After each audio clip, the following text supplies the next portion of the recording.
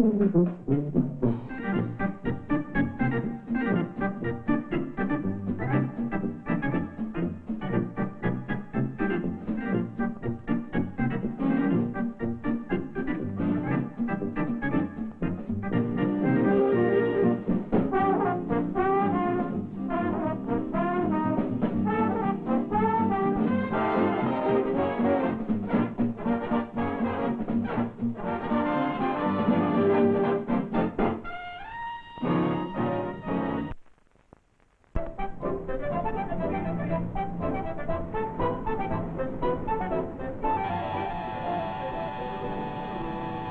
is it?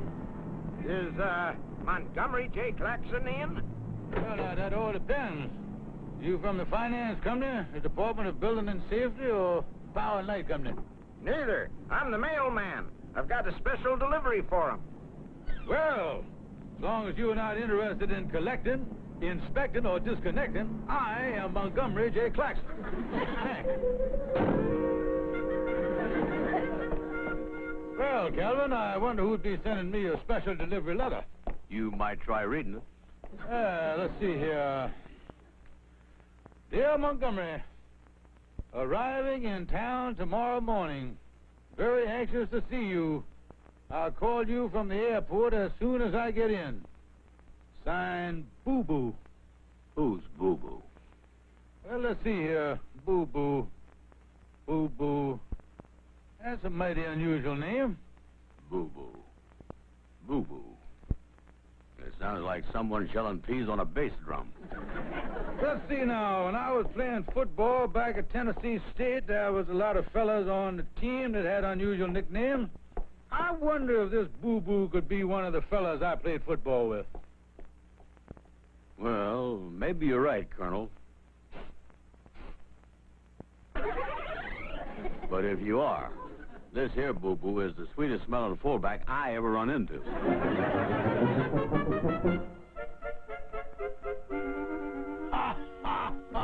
Is this funny? The funniest thing I've ever seen in the newspaper. Montgomery, what's so funny in the comics this morning? Well, it's not in the comics, honey. It's right here on the front page. Say here, enraged husband attacks wife and sister-in-law with golf club. Use the driver. You know, I always thought that was a 3-iron situation. Very funny, brother-in-law. Very funny. Maggie, did you happen to read about that 45-year-old man whose wife caught him running around with a 22-year-old girl? Where was that, in the sports page? I've seen that, sister. It's just terrible. A man that age? Hell, sister, I'm not surprised. It's just like on the farm. It's always the oldest rooster that you have to chase out of the hen house. And if I were you, sister, I'd keep an eye on that old broiler here. Now, wait a minute here. I'm a married man. How dare you accuse me of postnasal activities? You don't have to worry about me. I'm the one with the true love and devotion. Maggie Bell, I never loved no one else but you. Montgomery Claxon, I put up with you for 25 years, and I never loved no one else but you. Why, I've worshipped the very ground you walked on. You bum. And Montgomery, if I ever hear that you so much as looked at another woman, I'll really fix you. Well, as much as I enjoy this charming chit-chat with you lovely ladies, I have to go down to the office. I'll see you later. Huh. What got into him? He usually never leaves the house till we have to put him out on the street with the trash. It just so happens I'm expecting a very important business call from an old football chum of mine. Goodbye.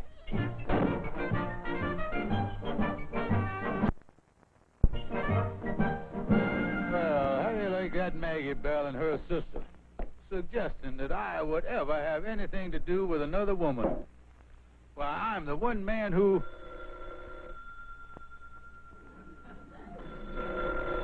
Must be the Tennessee Red Greens now. Claxon Real Estate, Colonel Montgomery J. Claxon speaking. Montgomery, this is Boo-Boo.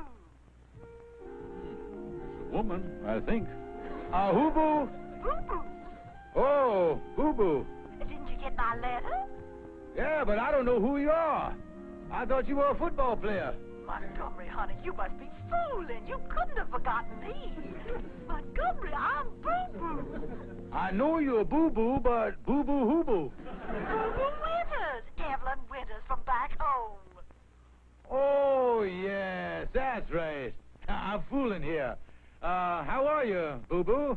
Oh, Montgomery, I know it's been a long time, but you couldn't have forgotten me and your sacred promise. Oh, my sacred promise. Oh, of course I couldn't have forgotten that. I remember it like it was yesterday. No, that's better. Now, listen, Montgomery, I want us to get together as soon as possible. Yeah, let's get together here. I'm staying at the Regis Hotel. I want you to be in the Tropicana room at 2 o'clock p.m. sharp tomorrow. Yeah, well, I'll be glad to see you, Boo-Boo. Bye-bye, Boo-Boo. Well, that was funny, hearing from good old Boo-Boo. I wish I knew who in the world she was. Hi, Colonel. I just came by to see if you found out who Boo-Boo was. Well, I'm glad you dropped in, Calvin. Now, listen. Do you remember any of the gals back home named Boo-Boo Winters? Well, let's see here. That was a long time ago. As I recall, you were quite a ladies' man in those days. Yeah, we were both a couple of hot shots when we were rooming together back at Tennessee State. Oh, yeah. I really had to show up clothes, didn't I, Calvin? 23, Skidoo. Hi. Oh, you kid. Chicken inspector. Yeah, this is the place, and there are the girls.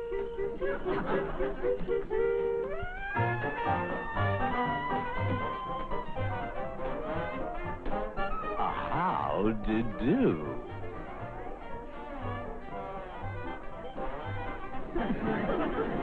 I finally did get a girl that night. Yeah, you thought it was a potted plant, but it turned out to be horse-face Hensier. Whatever happened to her? As I recall, she got a job trampling grapes out in Fresno, California. You know, with those big king-size earth pads of hers, she could trample 2 barrels simultaneously. Wait a minute, Colonel. Wait a minute. I'm just getting a brainwave here. Boo-Boo Winters. Evelyn Winters. Her papa owned a cement plant. That was the gal you used to go with before you married Maggie Bell. Calvin, that's right. It's coming back to me now. Evelyn Winters. Oh, she was a real beauty. Yes, I remember the year of the Cement Mixers Convention. She was voted Miss Ready Mix of 1932. We went steady for a year. That was over 25 years ago. I took her every place. Football game. People play the nuttiest games. Sidewalk cafes. Bicycle races.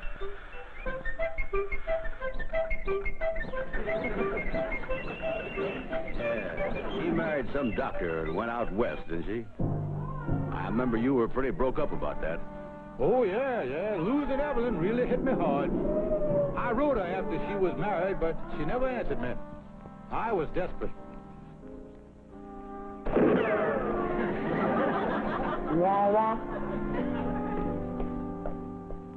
First, I was going to join the Foreign Legion, and then I was going to South America and spend the rest of my life working in the mines. You were, huh? Yeah, but then Maggie Bell moved into town, and I realized I didn't have to leave the country to suffer. Well, I wonder why she called you up. Oh, I don't know. I guess she and her husband are in town and want to chit-chat about old times. Funny thing, she said something about a sacred promise I made. I wonder what she meant by that. And that's the whole story, Reverend Thomas. Except that right after I was married, he wrote me this letter. I've got it right here. Oh, this part is so beautiful. Even though you have spurned me for another, I will never forget you, my darling. And I promise that should you ever find yourself free, I will be waiting forever. That is my sacred promise. Yes, that is very beautiful. Well, I've been a widow for these past 2 years, and I know that he's never forgotten his His promise. So I've come all the way back here from California to marry my old flame, Montgomery Claxton. Well, I think it's wonderful that he's waited all these years. I'll be glad to help. Wonderful. I'm setting the wedding for 2 p.m. tomorrow right here in the Regis Hotel. I'll be there. Goodbye. Goodbye. Goodness, I have so many things to do. Now, let's see now. Quick, give me the hotel florist. Yes, madam. Right, very well. Orange blossoms, of course. Carnations. And what? Magnolias. Well, I don't know where I'll get magnolias this time of year, but I'll do my best. Gutenberg printers, Berg talking. How many invitations? Well, that's pretty short notice, but we'll try. Now, what is that name again? Paris caterers? Oui. Tomorrow, eh? Okay, just a minute. 5-layer cake, tomato aspic, Waldorf salad. How many greens? How many greens? Are you kidding? Okay, how many greens it is? Well, that's that. Now for the dressmaker. Picture me upon your knee, just tea for two and two for tea, just me for you and you for me alone. You have such a lovely voice, Sister Sue. It's a pity you had to stop your music lessons back in Nashville. Yes. The sheriff got out an injunction against me. He claimed my singing was making his bloodhounds restless. Come on, let's go in the dressmaker's here. I have a fitting today. We'll go right back to the dressing room. I know the way. Now, remember, it has to be ready tomorrow before 2 p.m. Fine. I'll just pop into the dressing room and change. Oh, I still have to find someone to act as bridesmaid. Dum-dum-da-dum, dum-dum-da-dum. Just a minute now, sister. This dressing room is occupied. The nerve of that old frump barging in here without so much as a by your leave. Excuse me, but you look so familiar. Aren't you Susan Culpepper from Nashville? Yes. I used to live there. Well, don't you remember me? I'm Evelyn Winters. We lived in the White House up on the hill. Little Evelyn Winters? Well, come on in. Oh, didn't you have a sweet little sister, Susan? Yeah, that was Maggie Bell here. Howdy do. Matter of fact, I'm living with her now. I gotta help support that fathead she married. But why in the world are you doing here, Evelyn? I heard you was living in California. Well, honey, I'm a widow now, and I came back here to get married again. Oh, a wedding. How romantic. Yes, honey. You don't know how happy I am I run into you like this. I don't know a soul here. I wonder if you girls would do me a favor. A favor? Why, we'd be delighted. I wonder if you'd be bridesmaids at my wedding. Why, of course we would. Oh, bridesmaid, Sister Sue, what a happy occasion this is going to be. Yes, Calvin, the more I think about that sacred promise Boo-Boo talked about, the more word I get.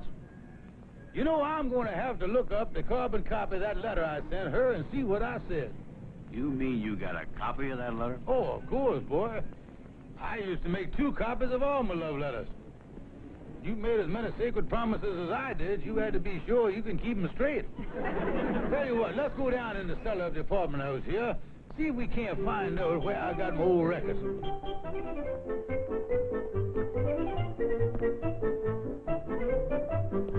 Yeah, here we are. Now look here.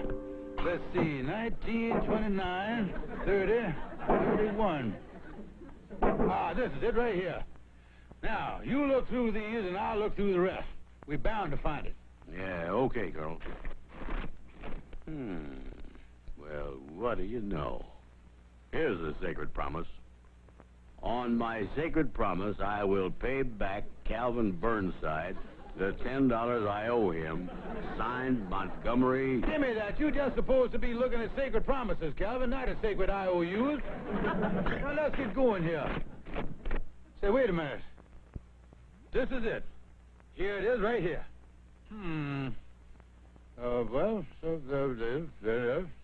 If you find yourself free, I will be waiting forever. That is my sacred promise. Calvin, that dumb boo-boo thinks I'm gonna marry her. You marry this gal, Colonel, and Maggie Bell might be just a little provoked at you. Well, I'm not gonna marry her, Calvin. I've been married once, and the Constitution says you can't put a man in double jeopardy. Where are you going now, Colonel? To see my lawyer, Oliver Wendell Clutch. Uh-huh. Uh-huh. Oh, yes, indeed. Yes, indeed. What do I do about the girl? Don't put it off any longer. The thing to do is to tell her point blank that you're already married and you will have nothing further to do with her. Be firm and direct, my good friend. You're right. I'll be firm and direct, and I'll get this thing once and for all. I'll go over and see her right this moment. Ah, no, my friend. When you're breaking bad news to a woman, always use the telephone. Alexander Graham Bell's invention certainly cuts down on the bloodshed. Judge, you are a genius. Yes, but a modest one.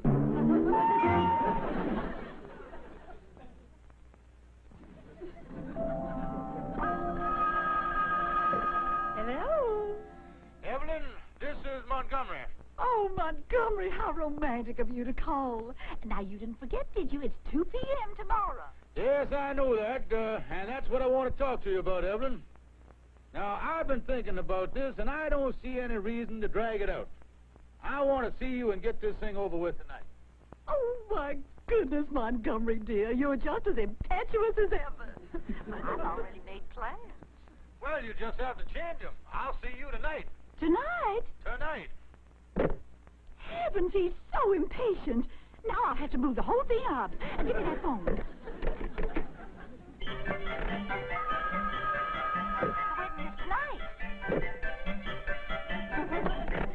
wedding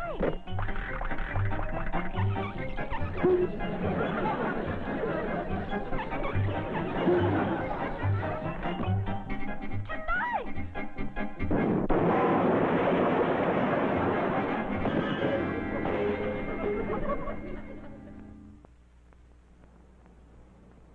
Say, this is a pretty fancy hotel old boo-boo was staying at.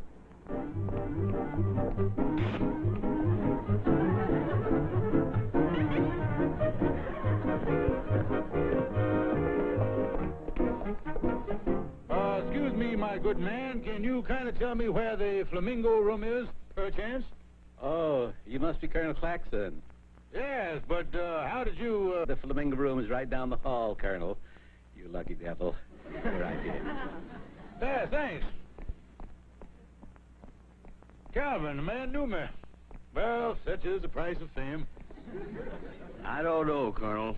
I guess Boo-Boo's gonna be pretty broken up when you tell her how things are. Yes, Calvin, I just like to break it to her like this, but look out, Calvin. Must be some fancy affair in the room later on. Anyhow, as I was saying, you know, I hate to break it to her like this, but it's a better way than letting her go ahead and do something silly, like make a lot of plans for a big wedding. Now, you two stand right here where everybody can see you. Be ready on that organ. Do I look all right? Oh, I do hope everything goes off well. There. I'm sure it'll be fine. Now, where's the lucky groom? He should be here any minute. Well, there it is, Colonel. You going in and get it over with? Yes, Calvin, might as well go in and face the music.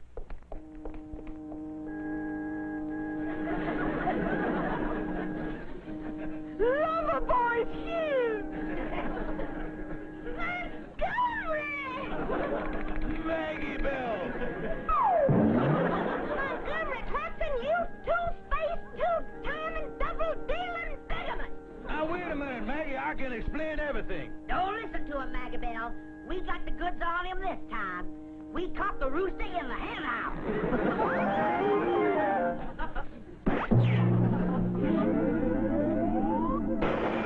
What do you know?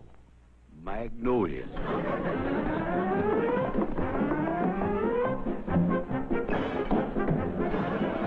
Uh-oh, here they come.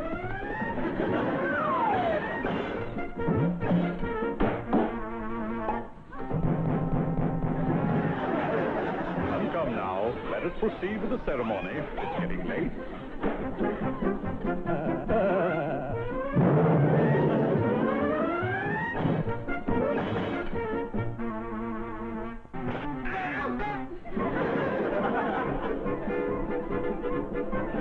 Say, Colonel.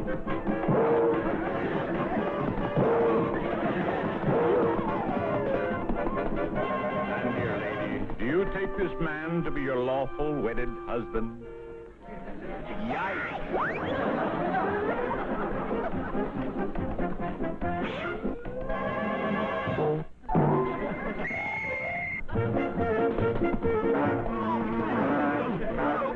I do believe I smell magnolias. So after the police raided the wedding and booked a whole bunch of us for disturbing the peace, things quieted down somewhat. How did you get out, Calvy? Well, they decided it was just a family quarrel, Gloria, and let us go after we promised to pay for the fixtures that the colonel broke with his head. And what happened to Miss Boo-Boo? Oh, she hot-footed it back to California on the next plane. Well, what about Mr. Colonel Claxon and his wife? Did they patch things up? Patch things up? Huh. Trying to patch up that marriage would be like trying to put a bandage on a scrambled egg. Right now, the colonel and his wife are down in Judge Clutch's office. They're having a suit for separate maintenance. Separate maintenance? Yeah, but the colonel is being generous about the thing. All he's asking for is $25 a week, silverware. I hope this experience hasn't changed your opinion about marriage in general. No, it hasn't, Gloria. I feel the same way. Anytime I get the urge to sniff the orange blossoms, I suddenly develop an allergy to holy monotony.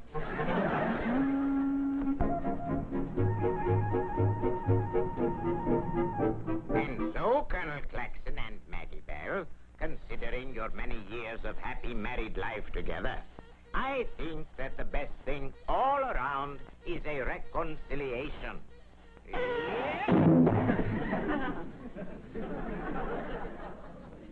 Well, Montgomery, I guess you really didn't mean to get mixed up with that boo-boo. Of course not, Maggie Bell, honey. I guess I'm willing to give our marriage another try if you are. Well, all right, Montgomery. I'm sorry about the misunderstanding. I apologize for my part, too, Montgomery. Now, it was really my fault anyway. Should have told you about Boo-Boo a long time ago. No, Montgomery, it was my fault. I never give you a chance to explain. Now, Maggie Bell, I won't have you taking the blame. I was the one who started this whole thing. Montgomery, when I say it was my fault, it was my fault. Now, there's an end to it. Now, listen here, woman. Don't tell me it's your fault when I know it was my fault. How dare you try to say it was your fault when my sister is trying to say it was her fault? Let me do my own apologizing. Do I tell you how to be a nasty old woman? Montgomery, don't you dare scream at my sister while she's helping me take the blame. How dare you take the blame while I'm taking the blame? You're only taking the blame to make yourself look good. You old fool. Don't you yell at me, Miss Big Mouth. Big Mouth, let me at him. I'll teach him how to apologize.